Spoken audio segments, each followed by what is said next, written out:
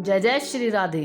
अगर आप किसी अनजान निर्जन रेगिस्तान में फंस जाएं, तो उससे निकलने का एक ही उपाय है, बस चलते रहे। अगर आप नदी के बीच जाकर हाथ पैर नहीं चलाएंगे तो निश्चित ही डूब जाएंगे। जीवन में कभी ऐसा क्षण भी आता है जब लगता है कि बस अब कुछ भी बाकी नहीं है। ऐसी परिस्थिति में अपने आत्मविश्वास और साहस के साथ सिर्फ डटे रहें, क्योंकि हर चीज का हल होता है, आज नहीं तो कल होता है। एक बार एक राजा की सेवा से प्रसन्न होकर एक साधु ने उसे एक ताबीज दिया और कहा कि राजन, इसे अपने गले में डाल लो और जिंदगी में कभी ऐसी परिस्थिति आए कि जब तुम्हें लगे कि बस अब तो सब खत्म होने वाला है, परेशानी के भंवर में अपने को फंसा पाओ, कोई भी प्रकाश की किरण नजर ना आ रही हो, हर तरफ निराशा और हताशा हो, तब तुम इस ताबीज को खोलकर इसमें रखे कागज को पढ़ना, उससे पहले नहीं। राजा ने वह ताबीज अपने गले में पहन लिया। एक बार राजा अपने सैनिकों के साथ शिकार करने घने जंगल में गया। एक शेर का पीछा करते करते राजा अपने सैनिकों से अलग हो गया और दुश्मन राजा की सीमा में प्रवेश कर गया। घना जंगल और सांझ का समय। तभी कुछ दुश्मन सैनिकों के घोड़ों की टापों की आवाज राजा को आई और उसने भी अपने घोड़े को एड़ लगाई। राजा आगे आगे, दुश्मन सैनिक पीछे पीछे। बहुत दूर तक भागने पर भी राजा उन सैनिकों से पीछा नहीं छुड़ा पाया। भूख प्यास से बेहाल राजा को तभी घने पेड़ों के बीच में एक गुफा सी दिखी।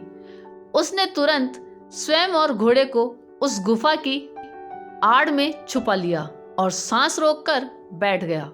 दुश्मन के घोड़ों के पैरों की आवाज धीरे धीरे पास आने लगी। दुश्मनों से घिरे हुए अकेले राजा को अपना अंत नजर आने लगा।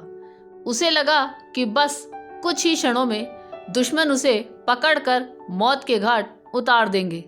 वो जिंदगी से निराश हो ही गया था कि उसका हाथ अपने ताबीज पर गया और उसे साधु की बात याद आ गई।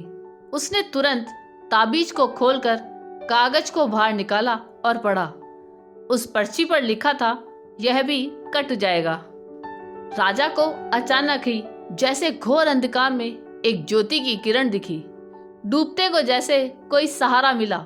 उसे अचानक अपनी आत्मा में एक अकथनीय शांति का अनुभव हुआ। उसे लगा कि सचमुच यह भयावह समय भी कट ही जाएगा। फिर मैं क्यों चिंतित हूँ?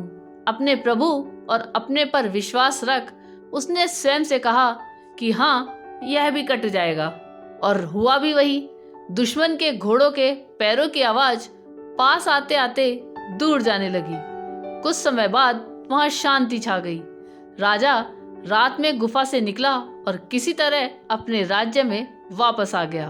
दोस्तों, यह सिर्फ किसी राजा की कहानी नहीं है, यह हम सब की कहानी है। हम सभी परिस्थिति, काम, तनाव के दबाव में इतने जकड़ जाते हैं कि हमें कुछ सूझता ही नहीं। हमारा डर हम पर हावी होने लगता है। कोई रास्ता, समाधान दूर दूर तक नजर नहीं आता। लगने लगता है कि बस अब सब खत्म है।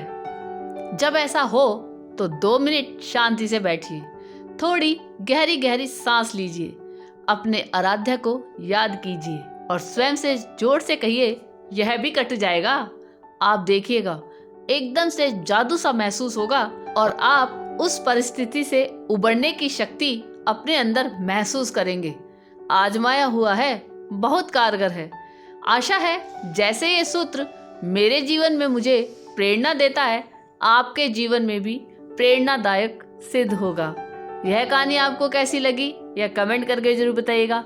चैनल पे नए हो तो सब्सक्राइब जरूर कीजिएगा और वीडियो को लाइक और शेयर कीजिएगा।